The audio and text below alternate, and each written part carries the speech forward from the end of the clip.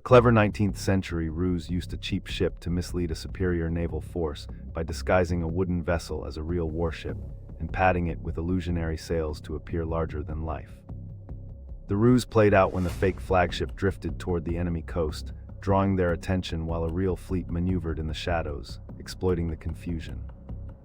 The outcome was a brief but telling victory that showed how misdirection and showmanship can turn the tide with surprising elegance. Historians note the gag worked because the enemy trusted their eyes over their instincts, a reminder that perception can be as potent as power. The tale ends with a wink at the audacity of turning a banana boat into a battlefield decoy, and the cleverness it reveals about human error and creativity.